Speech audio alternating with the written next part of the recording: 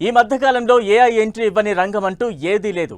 AI tools మనిషి చేయలేని, పరిష్కరించలేని సమస్యకు కూడా చిటికలో దారి చూపుతున్నాయి. విద్య, వైద్యం, వ్యాపారం, science and technology, agriculture, cinema, ఇతర వినోద కార్యక్రమాలు ఇలా ఒకటి కాదు, రెండు కాదు, చాట్ జీపీటీ లాంటి ఆర్టిఫిషియల్ ఇంటెలిజెన్స్ వినియోగం అన్ని రంగాల్లో పెరిగిపోతోంది.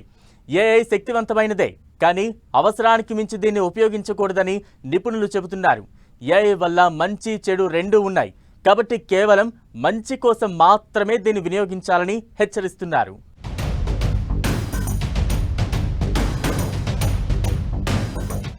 ఏఐ మనిషి కంటే స్మార్ట్, సూపర్ ఫాస్ట్, సమయం, ఖర్చు ఆదా, డయాగ్నోస్టిక్స్ లో ఖచ్చితత్వం, విద్యలో ఉపయోగకరం, వ్యాపారానికి చేదోడు, వినోద రంగంలోనూ అద్భుతాలు.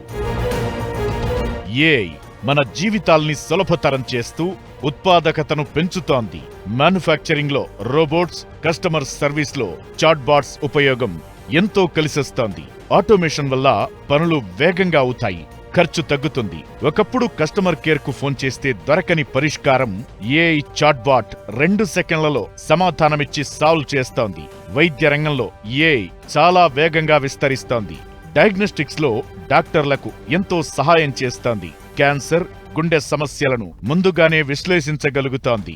వేల మంది డాక్టర్ల నుంచి తీసుకునే ఇన్ఫర్మేషన్ ను క్రోడీకరించి బెస్ట్ సొల్యూషన్ ఇవ్వడంలో ఏఐకి సాటి ఎవరూ లేరనేది నిపుణులు చెప్పే మాట.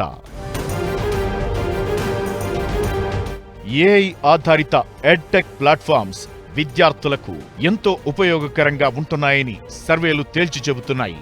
ఇవి విద్యార్థుల సామర్థ్యానికి తగ్గట్లు కోర్సులు రూపొందిస్తున్నాయి.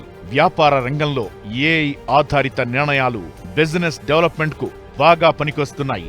డేటా అనలిటిక్స్ ద్వారా కంపెనీల గ్రాఫ్, రేటింగ్, కస్టమర్ల ప్రవర్తన, సేల్స్ ఇలా ఏది కావాలన్నా క్షణాల్లో అందిస్తూ కంపెనీ గ్రోత్ కు ఏం చేయాలనేది ఏఐ సూచిస్తోంది. అగ్రికల్చర్ రంగంలో ఏఐ పెనుమార్పులనే తీసుకురానుందని అంచనా వేస్తున్నారు. ఇప్పటికే డ్రోన్స్, వెదర్ అలర్ట్ టెక్నాలజీ ఉండగా ఏఐతో విపత్తుల ముప్పును ముందే అంచనా వేయొచ్చని ఎక్స్పర్ట్స్ అభిప్రాయపడుతున్నారు. సునామీలు, భూకంపాలు, వరదలు, తుఫాన్లు లాంటి ప్రకృతి విపత్తులను ముందే గుర్తించగలుగుతాయి.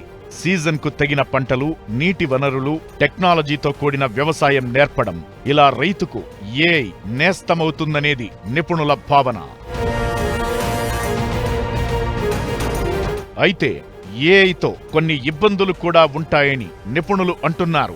ఆటోమేషన్ వల్ల data entry, manufacturing, customer support లాంటి రిపిటేటివ్ జాబ్స్ కు ప్రమాదమని 2030 నాటికి 47% జాబ్స్ ఆటోమేషన్ వల్ల ప్రమాదంలో పడతాయని ఆక్స్ఫర్డ్ స్టడీ చెబుతోంది. సినిమా, క్రియేటివ్ రంగాల్లో ఏఐ చాలా అద్భుతాలే చేస్తోంది. Script writing, editing, visual effects, voice recreation, dubbing కు ఉపయోగపడుతోంది. ఇప్పటికే హాలీవుడ్ లో డీ-ఏజింగ్, వర్చువల్ సెట్స్ ను సృష్టిస్తున్నారు. అయితే మనిషి సృజనాత్మకతను భర్తీ చేసి దెబ్బ కొడుతుందనే భయం కళాకారుల్లో ఉంది. కాకపోతే హ్యూమన్ ఎమోషన్స్ ను ఏఐ ఎప్పటికీ భర్తీ చేయలేదని నిపుణులు అభిప్రాయపడుతున్నారు. ఒక రోబోకి హ్యూమన్ ఎమోషన్స్ ఉన్న ఒక మనిషికి తేడా.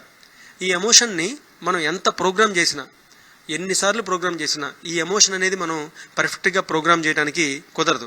మొక్క కవలికల ఆధారంగా కూడా ఆర్టిఫిషియల్ ఇంటెలిజెన్స్ని మనం ప్రోగ్రామ్ చేసి మనం ఏమనుకుంటున్నామో సరిగ్గా మనం అనుకుంటున్నామా లేదా కూడా మనం చేయొచ్చు అని అనుకోవచ్చు. కానీ ఎంత అనుకున్నా కూడా దీన్ని 100% పర్ఫెక్ట్గా ఒక మన బిడ్డ ఉన్నారనుకోండి, వాళ్ళేం మన తల పగలగొట్టరు. కానీ మనం మంచి మాట వచ్చినప్పుడు అది నిజమే అనుకునే అవకాశం ఉంది, పగలగొట్టే అవకాశం చాలా ఉంది. మన తల అదే ఒక రోబో, ఆర్టిఫిషియల్ ఇంటెలిజెన్స్ సహాయంతో ఉన్న రోబో అయితే మనిషిని రీప్లేస్ చేయొచ్చా అనేది, ఎంతవరకు రీప్లేస్ చేయొచ్చు, ఎంతవరకు క్రియేట్ చేయొచ్చు, ఎంతవరకు మనం వెళ్ళొచ్చు అనేది ఒక లిమిట్, బౌండరీ అనేది పెట్టుకుంటూ ఒక రెగ్యులేటరీ ఫ్రేమ్వర్క్ ప్రపంచంలో ఉండాలి. ఏఐ అల్గారిథమ్స్ డేటా ఆధారంగా నిర్ణయాలు తీసుకుంటాయి. ఏఐని హ్యాకర్స్ దుర్వినియోగం చేసే ఛాన్స్ ఉంటుంది. ఇది దేశ భద్రతకు ముప్పు కలిగించొచ్చు. ఏఐ వల్ల నష్టం కలిగే రంగంలో దాని సేవల్ని కేవలం మనిషికి సహాయకారిగా మాత్రమే ఉండేలా చూసుకోవాలి. అలాగే నియంత్రణకు ఎథికల్ గైడ్ లైన్స్ అవసరం. మనిషికి పోటీగా ఏఐని తయారు చేయడం కంటే మనిషి సామర్థ్యాల్ని పెంచే సాధనంగా దాన్ని ఉపయోగించుకోవాలి.